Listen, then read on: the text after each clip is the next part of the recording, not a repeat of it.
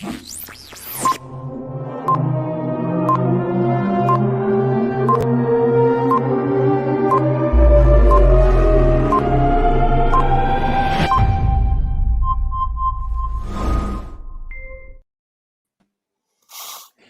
we go.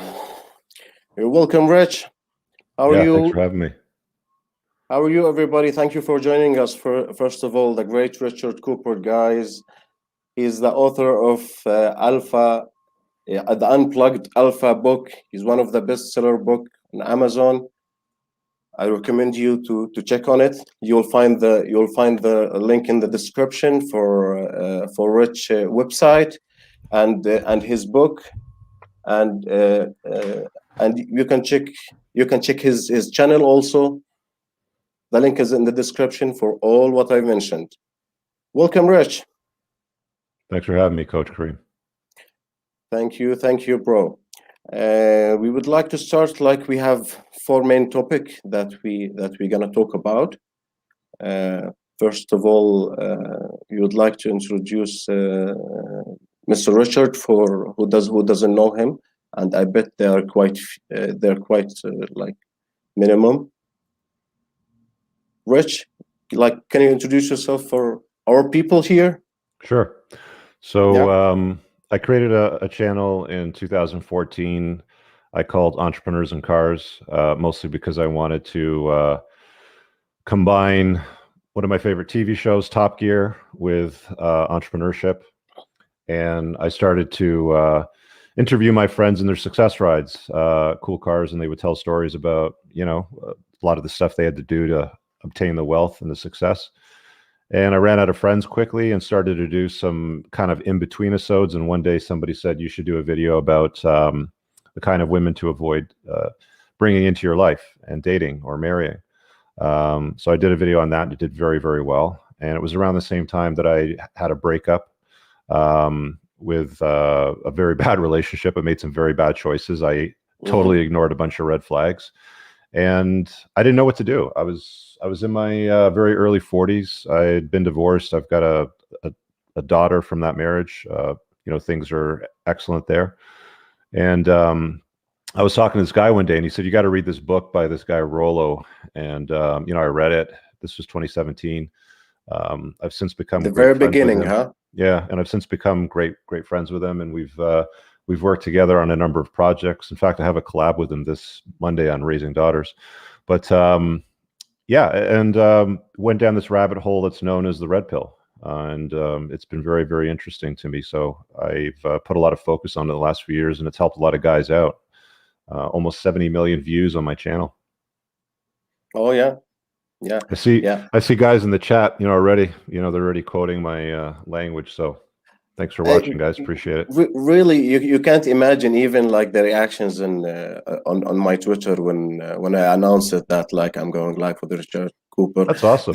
I get like DMs from guys on Twitter and comments sometimes where they're like, dude, you should convert to Islam, and everything you talk about is very aligned with, Muslim lifestyle and all that sort of stuff. And I'm a non-religious guy, but I get the feedback. Like, it makes sense, right? It's a very pro-masculine, pro-patriarchal. Women will bend the knee to men. They love to enter their frame and, support their mission for the most part. But like we were talking about, before when we started, that sounds like that's starting to change too. Yeah. Things started to change. Okay, guys, we will talk here. We will talk about like four topics. The first one will be the red pill awareness in Arab world. I'll try to give Richard a briefing about what happened and what's happening in the Arab world and how did we start. Okay. In the beginning, like around 4 to 5 years ago, we start like by just few guys. We was like fighting like lonely wolves on Facebook, and other social media platform, like writing some articles about the dangerous or like how dangerous is the feminism ideology, let's say, and the gender equality agenda, and how did they destroy other nations, other cultures. We're talking about sociological point of view, as fertility rate, like the birth growth, population growth in long term.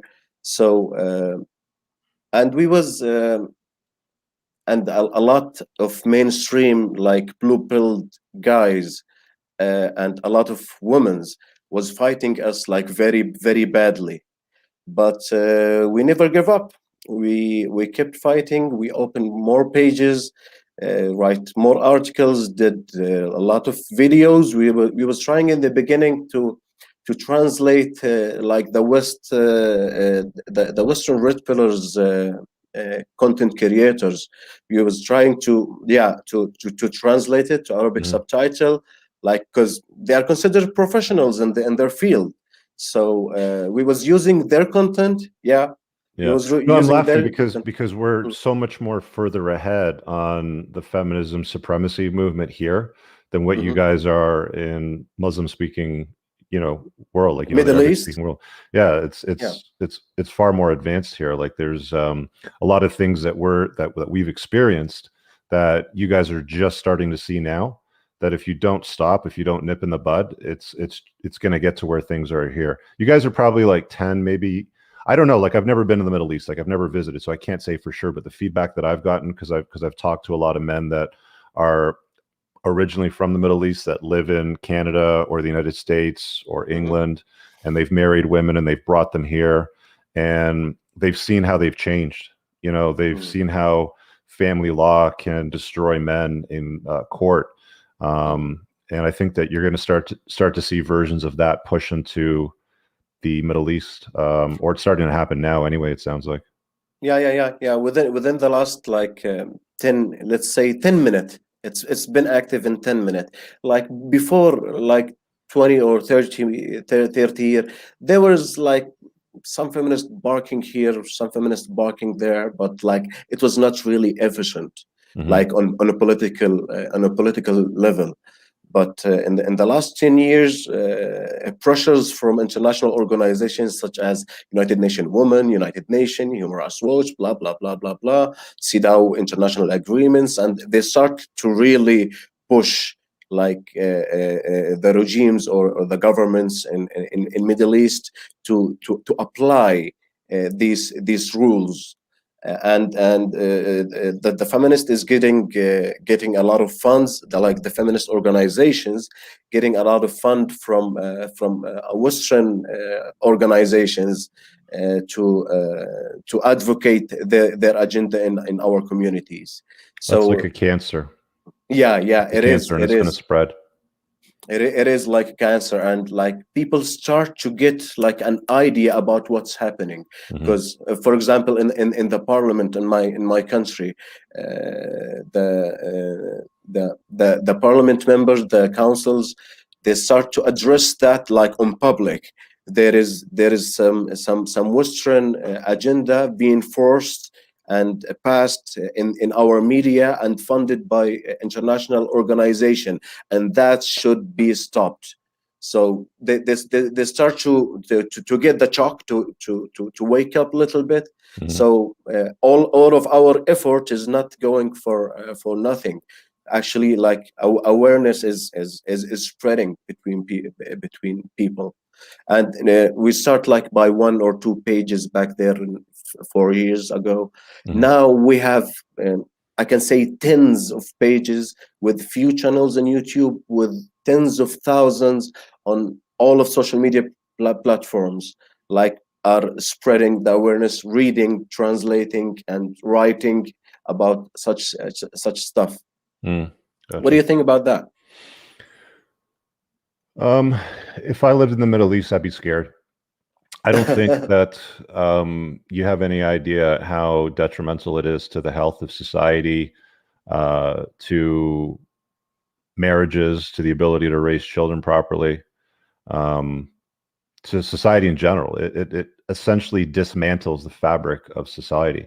That's why I call it toxic feminism, because it's not a movement about equality. They reached equality well over 100 years ago when they got the right to vote. It's pushed into a movement of supremacy. And we have things like Me Too's here, where without any proof whatsoever, a woman who, you know, can allege 20 years ago when they were in college, there was misconduct, and completely destroy a man's career with impunity. So there's no consequences whatsoever if it's discovered that she's lying. It's just, you know, the narrative, you know, used to be that, you know, there was law and there was justice to be served, and, you know, you'd bring it, you know, before a jury. But now with conversations like Me Too, it's guilty until proven innocent, because you have to believe all women. And that's just one part of the story. There's many, many different parts of that story, and it just keeps repeating itself over and over and over again. You can look at family law, you can look at the justice system, you can look at labor board issues, you know, with payroll and with employees and complaints there. And it's gone throughout the entire fabric of society, and it just keeps pushing into an area that gets worse and worse. And the only thing that you can do here, like when it gets to that point, the only thing that you can do here is just look at it and say, okay, I see the way things are, because my approach is to plot it on a map and say, okay, guys, you know, here's a map of the landscape, and here's all the landmines. So don't walk here, here, here, here, here, and here. You have to go around them. And that's all that we can do today, which is fine. So to me, that's living mental point of origin.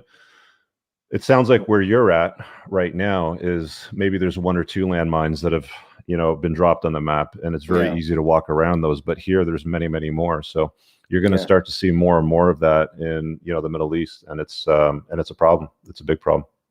Yeah, we're still like if you want to compare like West Europe and Canada, US, Australia, with the level of let's say toxic agenda spread or being applicable, like I can say we have 20% or 10 to 20% of that level, not more, except in like just one Arabic country, which is Tunisia. Tunisia is secularism.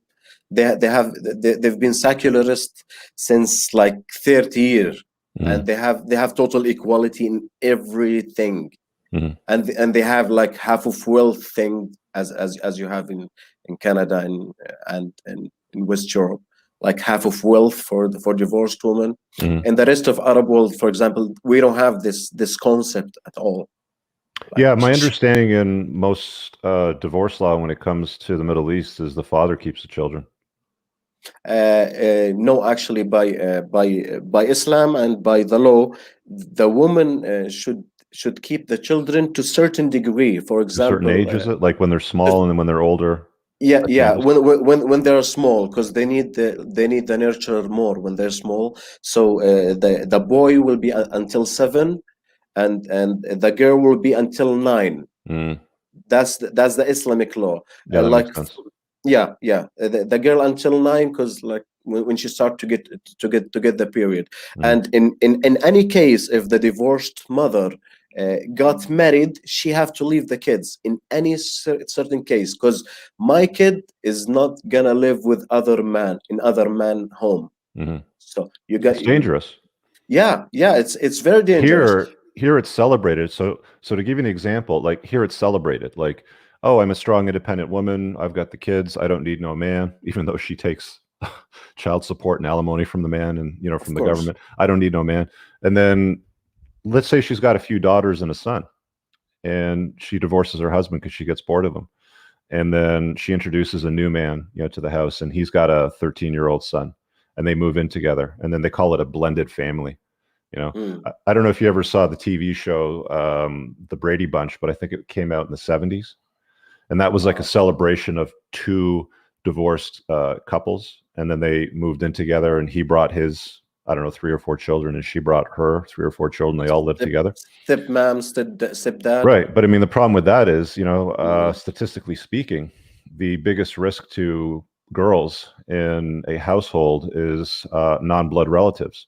So if a woman introduces a guy into the house and he brings a son or two, you know, stepson, the chances of your daughter dealing with some kind of misconduct, you know exactly what I'm saying here, is it goes through the roof. I can't tell you how many women that I've met when I've dated out there that were raped or abused by stepfathers or stepbrothers in the household, right? But nobody looks at those stats. They just set them aside because of strong, independent women and feminism, right? Oh yeah, oh yeah, oh yeah, oh yeah. Actually, that's this rule that woman, if she wants to marry, she have to leave the children is written like by the religious script that we have, by the hadith, and it's been applicable in almost all Middle Eastern country. So you can have the kids while they are young, but if you're gonna marry, like you have to leave them. You have to leave them because So they're my left in the daughter. father's care. Yeah, That's definitely. that's a far better system than what we have.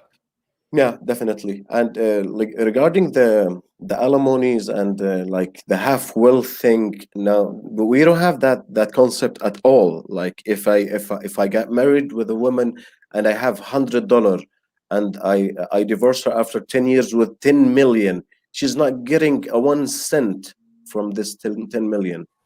So There you go, guys. Stay yeah. in the Middle East if you want to get married. Don't come here because you're going to give. Oh yeah. Because the government's going to steal half of what you have. Some, in some cases more. Depending on how the child support tables break down. But it's very, very expensive here. I see a lot of guys that are completely broke. They're left with nothing. They're left with none of their financial resources, and they don't even get to be a parent to their kids. They get to see them maybe like every other weekend, which is a terrible deal. We saw a lot of videos, like breaking heart videos, that some of the like Arab families went there, and like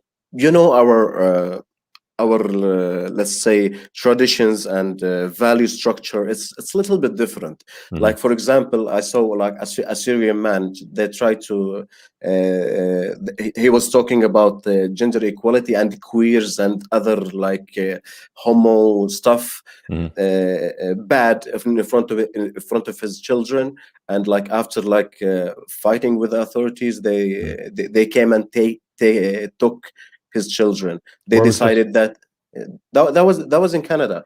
Oh, well, that makes sense.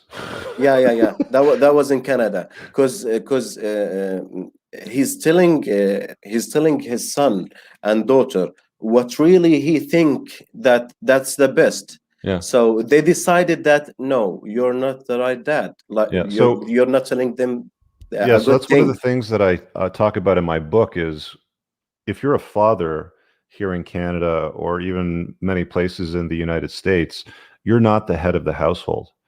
Like, your home is not your castle. The state, meaning the government, and the woman is the head of the household. And you can't defeat that under any circumstances whatsoever. So like you just explained, let's say you're a father from a conventional, masculine family, cultural background, let's say it's somewhere in the Middle East, and you come here and you have a conversation about your son, about cultural values that are important to you, that are important to your religion, that are important to upbringing, to your son and your daughter. And let's say the school catches wind of that. Yeah. And because the teacher's a liberalist, they don't like that. They can call child services, like exactly how you've explained. And then the government can now say, you know what, you're not fit to be a father anymore, and we're going to remove you from the household, or we're going to remove the children, or we're going to put them in foster care. They do all kinds of crazy stuff here. It's insane. Yeah. I was imagining, like I was thinking about that like accident a few days ago, and I was thinking that, like, imagine if that happened in Jordan, my country, like a government authority came to take like one of man children. Like people can start war here for that. Really. They can start war and kills will be in hundreds. Like for that, nobody can take my children from me, not even the government. No, if there's something wrong, we can talk about it, but nobody gonna take them. Yeah, that's the way it is here. That's boundary, that's cultural boundaries that like we're still having and trying to defend that. I guess like that's a good boundary to put. So let's go for the second topic. The second topic is, the West after a few decades of feminism and gender equality. And here, like in this topic, I would like to share screen. I got some statistics, and we would love to hear from you. Like, sure, yeah, throw it up. Yeah, let's just see.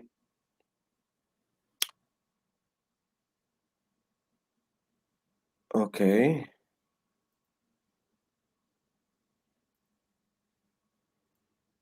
So what do we got here?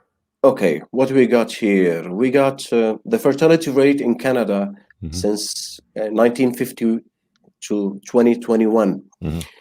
If you're looking here, like you know that by sociologists, to maintain like the growth of any nation, the fertility or the replacement rate should be 2.1 and more for each woman, 2.1 son for each woman. Yeah, so it's down to 1.5 now. Yeah, you're standing in 1.5 right now. Yeah, like looking back, like before feminism and gender equality, you was like your society was doing really good, like 3.8, like around 4 children in each family. Yeah, 1958. That's when everybody came back from World War II. 1945, they came back from World War II. They met their wives. They got married. They had kids. They had a bunch of kids. You know, by that time in 1958, because the war ended in 1945, so that's 13 years later. They had 3.5 kids, which makes complete sense. Yeah, and look at here, like after second wave of feminism, we're talking about like the first in the beginning of 60s. Look, the mass drop here. Yeah. So and I'll tell you why that is. It's, you know, that's when the, you know, burn the bra, women should be in the workforce, we don't need no man. Like that's when that narrative started to happen.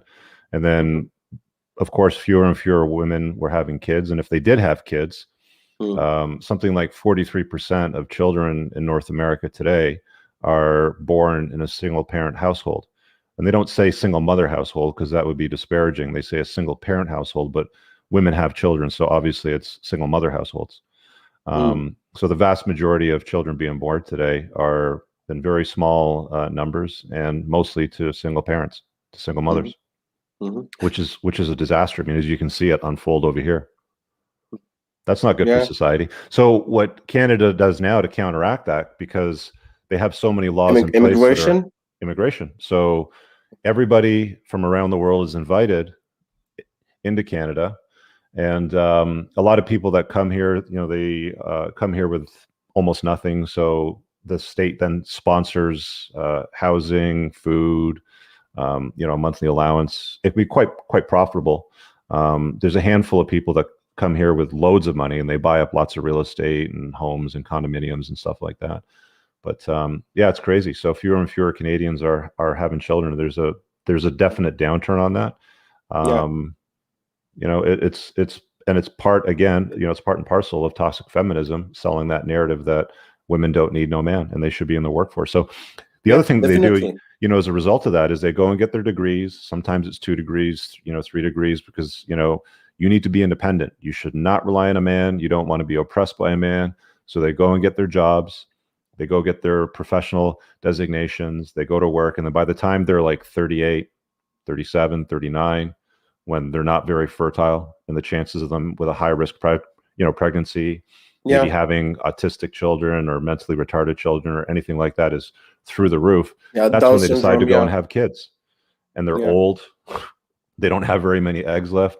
A lot of the time they have to rely on in vitro fertilization. I don't know if IVF is popular over there. Is it something that you... Okay, so here, they actually run radio ads here. So I can be driving in my car and I'll hear a radio ad and it's be like, hey girl, you know, you should be allowed to have kids, sort of thing. So go get IVF treatment for $10,000 and you too can have babies as well.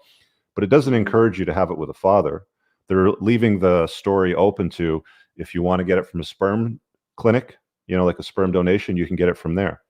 You know, there's a lot of encouragement as well too, where you'll see same-sex partners, and there's Facebook groups where you can go and get sperm donors from an outsider. If you're sperm bank. Yeah, no. From guys that actually donate, they put it in the mail, they ship it, and then like a lesbian couple can have children. And Okay. that causes another set of problems, obviously. But the fabric of society is slowly, coming apart here. Yeah. So we have here. Some would argue that that's very progressive, and that's the way things should be. That we should be more progressive, and that's more open and embracing of outside ideas. But it's a social experiment that we're going to see unfold. Yeah, actually, that's a very destructive on a nation wise or on a culture wise, because you need like a high fertility rate, like an above 2.1 to maintain the growth of the culture. Because like when you reach a point like North like Korea, like South Korea. So when you reach that point where the fertility rate is 0.9, it's less than one children per woman, than one children per woman. So 55% of the population is over 65. So more than half of the population is really old. They need someone to take care of them. So like really the near future is giving you an alarm that demographical catastrophe will happen. You really got to go and get fucked. Yeah. If you did not solve this problem, really, like they have no other way to solve the problem aside with immigration, because they're not changing laws to encourage more children. Yeah. The problem is that like this Asian, like Korea, is not friendly with immigrant at all. Yeah, well, that's the other problem. It's the same thing with Japan too. They're very hostile towards immigration, but they have a replacement rate that's far too low, right? Which is why you see the economy there doing so badly. Like stuff is expensive. They got a lot of debt. They don't have enough children coming into the demographics. Yeah, it causes a whole bunch of problems.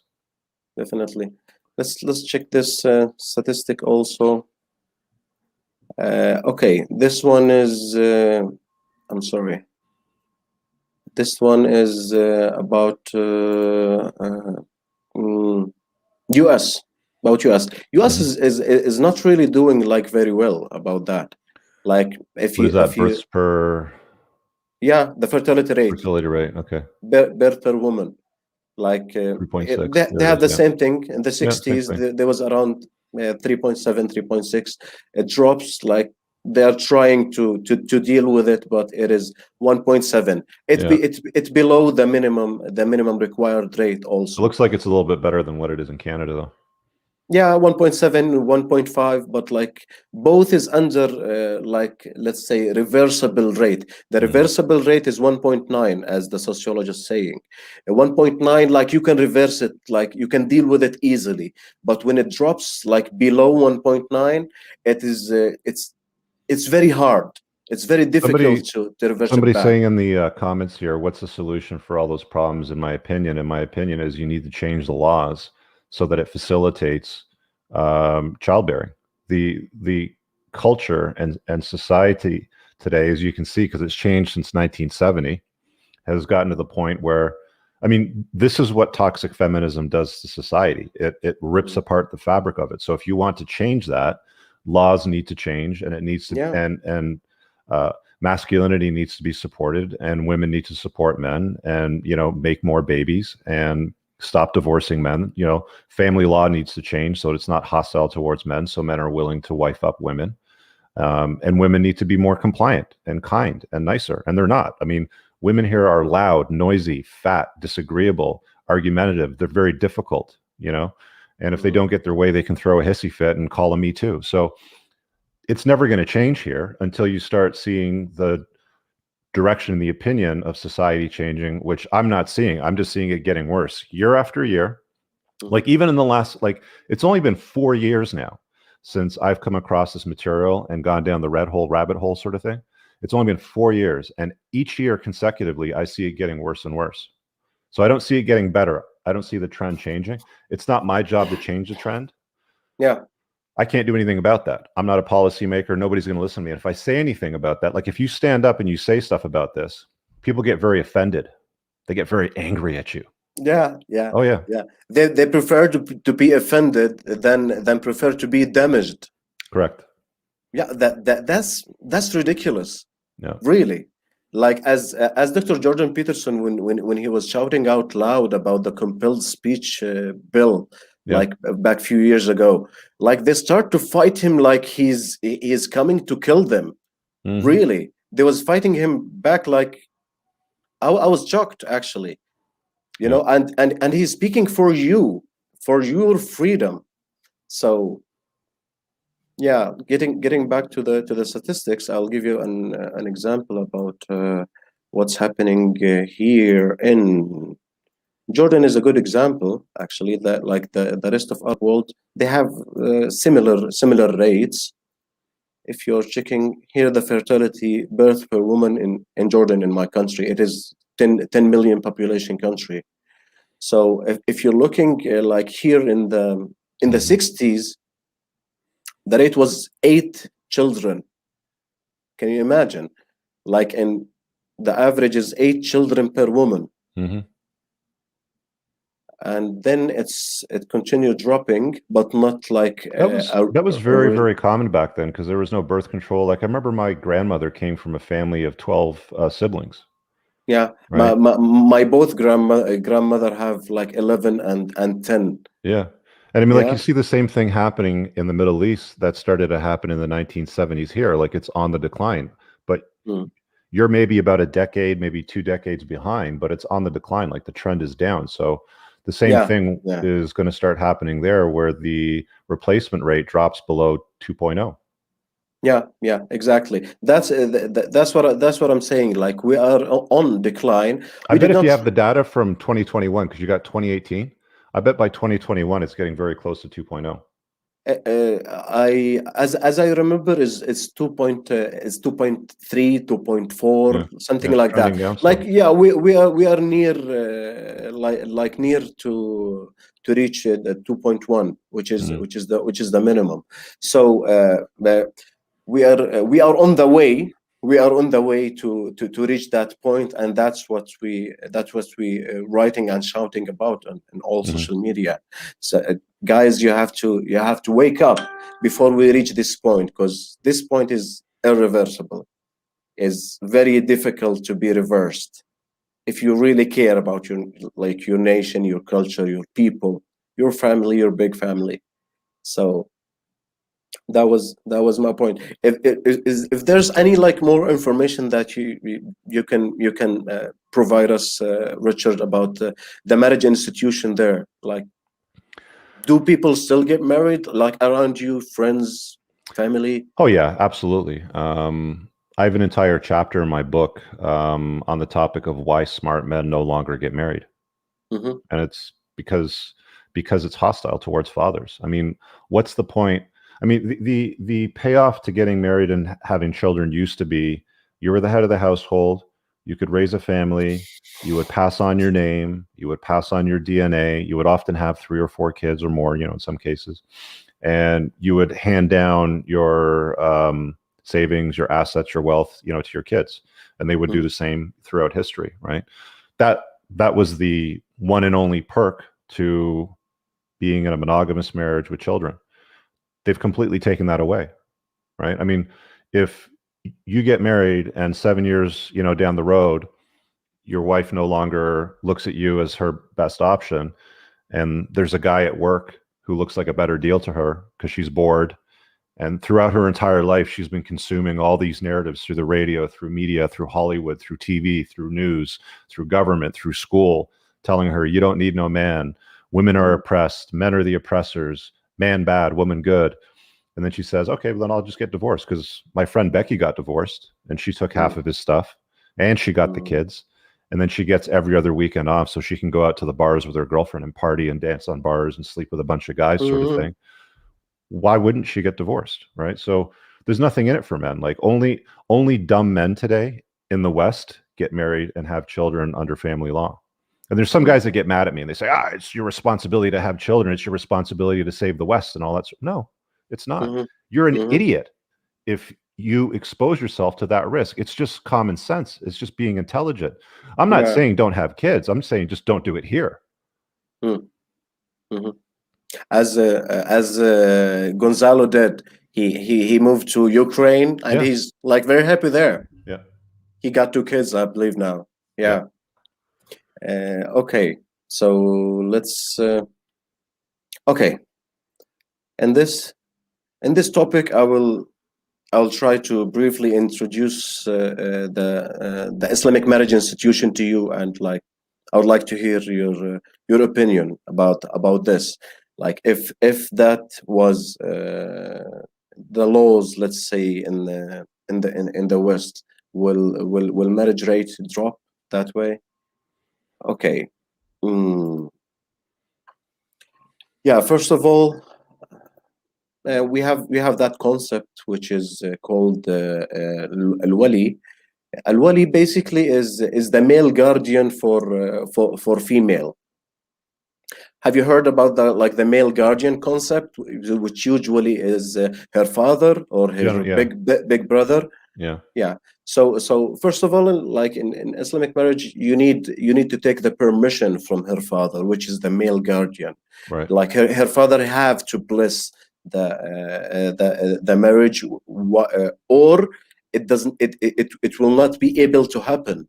So if he's not without his consent, even the court will not approve the contract. Right, that makes sense. Yeah. So we have the male guardian concept, and second of all, we have the mahar concept, which is the gift that should be given to the bride, like in the beginning, like when you're trying to get married. The concept of mahar, that is a gift. It can be cash, can be like gold, like a ring, an engagement gift. Yeah. Like a ring, like a bracelet, like, or some gold or something. Yeah. That's the mahar concept. And what is needed from man in that institution is he is the leader of the family. He is the protector and provider, and like in one word, he's the master of the family, and he should be obeyed. So that's very clear. That's very clear in our scripts and in our most of laws in Middle East. Okay, regarding divorce, the divorce is in the husband hand, is in the man hand, and he can do it verbally, like without going and doing sues cases for. So there's no lawyers involved. There's no government involvement. There's no divorce contract. There is the divorce contract, but he can do it verbally. Like he can say it verbally. Yeah. Just go to the court. I did this and that. They will just take the record, and he divorced his mother, his wife, and he gets to keep all of his assets. Except if he has a debt from her. Or he did not pay the mahar, for example. If they arranged or they both accept, for example, $10,000, and he pay for. But I mean, like generally speaking, if he's married for 10 years and he made $15 million during the marriage because he was an entrepreneur or a doctor or something, that have nothing to do with the wealth. He would keep the wealth. Yes. And if the children are older, let's say they're over 10 years old, and the children are generally in his custody, then. Yeah. Sounds like a better deal than what we got here. Here it's the other way. Here it's women can take half or more, and women get custody of the children like 84% of the time. It's completely the opposite here. So it doesn't make any sense, in my estimation, to get married if you're a smart guy with money. In fact, you know what's interesting? I'm gathering some data right now for a course that I'm putting together, because I'm putting together two courses this year. For my following. One is going to be on how to minimize the risk when you get married to have kids, because guys still want to do it. They're going to do it anyway, so I might as well give them the best information so they don't screw it up. And then the second part is to get divorced without ruining your life. So how to get divorced like a boss, basically, here. But one of the interesting stats that I came across here is that family law in North America actually rewards women to have multiple children with multiple fathers, and even not even under wedlock, like under marriage, but you actually get paid more, financially rewarded more if you have a child with a married guy. Because if, let's say it's a professional couple, he's a lawyer, she's a doctor, if he knocks up his legal secretary, clerk, or whatever, and then she has his kid, the courts can give her so much money because they look at that household income, the two of them, the doctor and the lawyer, and they say, well, the wife can basically take care of the household needs, you know, with the children, which is of course going to cause another problem for that guy in that relationship, because she's going to leave him because she can take half of his stuff. But essentially the courts can give a home wrecking legal assistant at the law firm almost 100% of his salary. So it enriches bad behavior here. That's so beneficial. It encourages women to behave badly and have multiple children with multiple fathers, because they can make it's more profitable to have 3 kids from 3 different fathers here, as long as they're successful, as long as they make good money. It's more profitable for women to have 3 or 4 kids from different fathers than to go to university and become a lawyer. Yeah. I got you. That's so beneficial. Why they don't? Why they won't do that? That's why the fabric of society, continues to disintegrate and fall apart here because of situations like that. And when smart guys catch wind of it, they're like, whoa, hold on a second. That's why you see guys here getting a vasectomy at the age of 20. 20 years old. Guys are just going to the doctor's office and say, you know what? I've seen all the laws. I'm not going to expose myself to that risk. Give me the vasectomy. Oh my God. That's painful. That's really painful to be here, to be heard, really. Okay, let's go on. Regarding divorce, I got you. We have she have the right to ask for divorce. It's called khula in Islam. It's called khula, and in that term, under that term, like if she doesn't have like a really great reason to ask for it, she have to explain it and she have to prove it. If she don't, like she just I don't want to be with him anymore, she have to pay back what you paid. Can you believe that? She have to pay back. Like for example, you paid for your wedding like $50,000. Okay, you have to pay it back because he's really investing and wanting to build this family, and you just want to destroy it. So you have that's to a far better system than what we have. It's I mean, here it's hostile towards men and fathers. Over there, it's more friendly. It's like, you know, it doesn't encourage women to behave badly over there. Yeah, exactly. Whereas here, it financially rewards bad behavior that's hostile towards fathers. Like men here commit suicide after divorce at a rate that's something like 8 to 10 times higher than women. 8 to 10, like 10 times higher than women after divorce. Men will put a noose around their neck, Glock in their mouth because of family law here. And they end their life. They take a permanent solution to a temporary problem because they can't deal with it any other way. Yeah. It's insane, but nobody cares. Like nobody says anything because they don't care about men here. Men are disposable. Men have always been disposable. Like, let's be honest, you know, throughout history. Since the beginning of history, Since the beginning of time, men have always been the disposable sex and women have always been the protected sex. Even in the Middle East, it's still in your family law. Like it's still in your marriage contracts through culture and through religion. The man is a provider and the protector. We faced the war. We took the bullet. Right. Yeah. Definitely.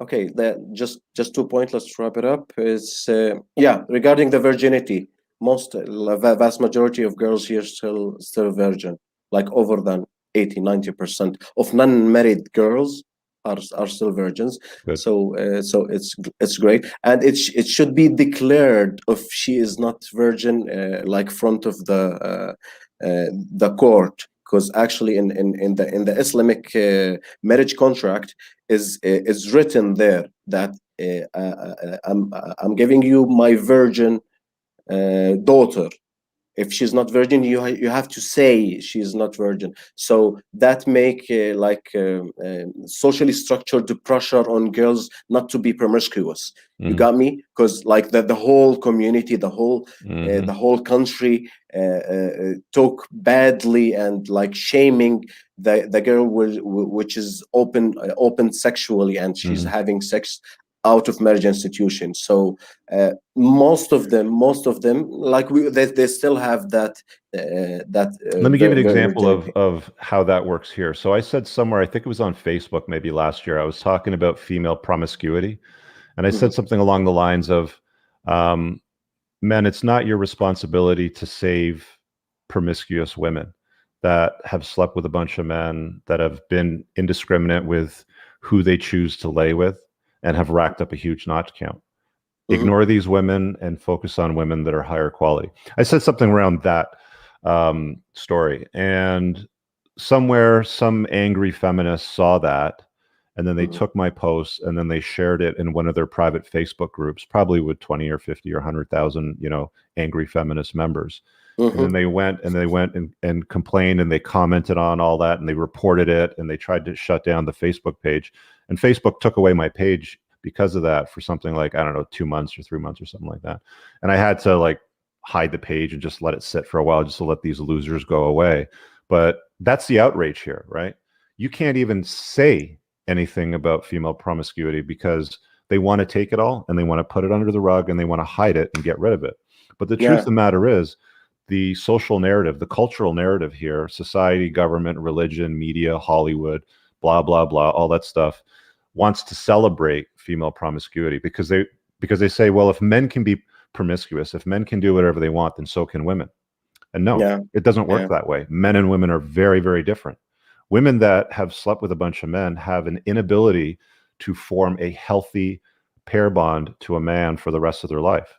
It's statistically proven that if she's got a big notch count and been with a bunch of guys, the chances of her staying married over a long period of time drops dramatically. Yeah. And a lot of PTSD, a lot of borderline personality disorder, a lot of things. Mental disorders, suicide attempts, single motherhood, blah, like all of this stuff comes with female promiscuity. It comes at a price, but they don't want to talk about that. They want to hide that and say, nope, women and men are exactly the same, and women can do whatever men can do. And to people that believe that, all I have to say is, how's that working out for you? Because just look at the stats that he's just shown us here. Yeah, definitely. The last point in the marriage, the authority on children is for the husband for life, for the whole life. Like, for example, in my country, if a wife trying to take 2 kids and go to the airport, she want to travel, in the airport will ask her for written permission from the man, from the father, and it should be confirmed by the court stamp. Like, I have to go to stamp with my wife to the court with my wife and write the permission in front of the judge, for example, and they have to stamp it, and then she can take my children out of country. What about the father? Can the father travel with the children without the mother? Yeah, definitely. Yeah. So here you have the full something authority called a travel consent form here in Canada. So if I want to travel with my daughter somewhere, I have to get my ex-wife to sign the form to say that she consents to my travel, and I'm going to be staying at this location for this period of time on this flight number. This is when I'm coming back. And I've had the guys at the airport, the customs officers, ask me for that form almost every single time that I've traveled. They've asked me to produce it. When you got your daughter, you mean, you're right? Yeah. If I've traveled with my daughter, they've asked me to produce it almost every single time. My ex-wife, I bet that they don't ask her for it. She's supposed to have it, and she always brings it with her just in case. But I bet that they don't ask her like they ask me. We have it's reversed. It's reversed. Like, the woman need permission because the male guardian or the authority is for the father on the children. Even she can't take them out from. She can't change the school, for example, for them. Can you believe that? If she went to the school, I want to remove. I want to. Need the father's consent. Yeah, we need the father consent. Yeah. So yeah, that's. What do you think about the whole points that I mentioned here? Honestly, I mean, I don't know enough about all the details, but I always tell guys, I mean, if if you want to have kids, do it somewhere where it's not hostile towards fathers. Canada is very hostile all the way across the country because the laws are pretty much the same, with the exception of Quebec. Well is slightly known, different. Yeah. But divorce laws are federally regulated here at the top government level. So Canada is completely out of the question. There's some states in the U.S. I think Virginia, Wisconsin, Alaska. There's two others. I've got it in my course that I'm building right now. I saw some people asking about where they can get the course. It's not available yet, but if you subscribe to my channel, I'll let you know when it's available, and it's available for purchase. But there's a few states in the U.S. which are friendly towards fathers, but there's other places in the world that aren't hostile towards fathers. East Europe, for example. Yeah, Eastern Europe. The Middle East sounds a lot more friendlier. If you're serious about having kids and you want to make sure that you don't lose your wealth and that you have the ability to parent them and be involved in their life, I would not do it in North America. And I don't care if Canada collapses into the sea and goes away in 50 years. It's not my problem. All of these idiots around here voting for policies and legislation that destroy the fabric of society, let them live with their consequences. I can pick up and go somewhere else. I'm going to go buy a yacht and I'm going to live in the Caribbean or somewhere nice, when I get older. Yeah. And that's just going to be my choice. Like, that's how I'm going to deal with it, because I don't want to stay somewhere where society is just destroying itself. You can buy a small island in Dubai. I've been there. As long as I can bring my yacht there, food is good, the weather's sunny, I'm happy with that. Yeah. Okay. So okay, the last one. We're talking here about your book, Richard. It's very valuable book, guys. Really, I read like some of it.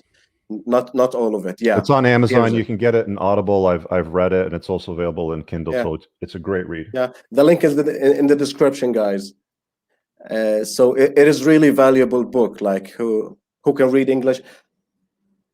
Have you thought about translating it in other languages? I'm probably going to translate it into Spanish first, just to see how that happens, because that's a very popular language, throughout the world. And then I'll go from there. Then I'll see what else needs to be translated as well. But I just put it out in November. I think it was November 20th. It's already already a bestseller. It's done very well. So I probably need to translate it. That's great. People who really know how to read English, I recommend you to read Richard's book. It's an amazing one. Oh, if you don't have Amazon in your country, I saw somebody say, if you go to bookdepository.com, they can ship books off Amazon to anywhere in the world. So you can get the book from bookdepository.com. Yeah. I would like your comment or your explanation about this golden code. Actually, like, it should be written with gold. I love it. It is in page 52 and the red flag section, red flag chapter. Which is the first red flag. It is daddy issue. You're saying, and I'm quoting here: single mother households, especially feminist one, are petri dish for today's woman with daddy issue. A feminist identifying mother will instill toxic value in her daughter. Instead of valuing you, you will be deemed as privileged male and will be resented for your masculinity. Really, it's amazing quote. Yeah, it's true. I mean, tell me more. How did you get that? Completely from experience. Sadly, I had to live through it a number of times, either in a relationship or with dating, many of these women.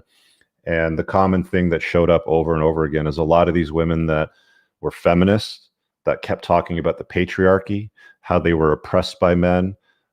Another story that I heard a lot was, women only make 76 cents in the dollar for every dollar a man makes. And it's like, all of those myths have been completely destroyed. They're all lies, but it was very common. Raised in a single mother household, had daddy issues, didn't like men, thought that her father was a loser.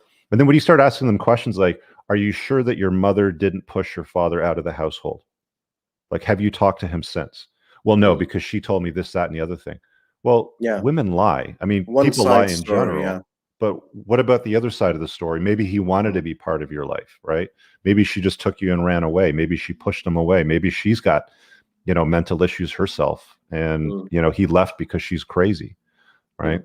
But there's no point in getting involved with a woman that's got daddy issues, because if she doesn't like men and doesn't value masculinity, and you're a traditionally masculine alpha male, what kind of experience am I going to have as a man with somebody like that?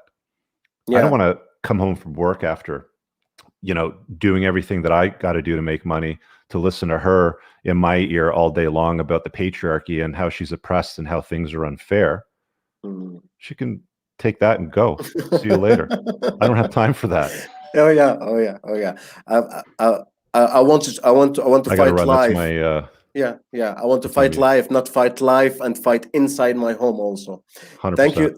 Thank you, Richard, for your time. Thank you, all right, Richard. brother. We really Thanks for enjoyed having it. me, man. See ya. Thank you. Take care. Take care. Thanks.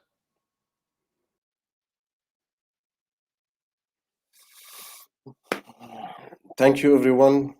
يعطيكم العافية جميعا الناس اللي بيشاهدوا موجودين. The whole live will be translated, guys. راح أعيد ترجمة اللقاء كامل، راح أقسمه للأجزاء اللي تكلمنا فيها حسب التوبكس، وراح أترجمه. The whole will be translated in Arabic and I will re-upload it again. Thank you everyone for who was with me from guys. Thank you. I'm fasting. It's Ramadan. I have to go and rest a little bit. So take care, guys. Thank you for being here. يعطيكم العافية. السلام عليكم.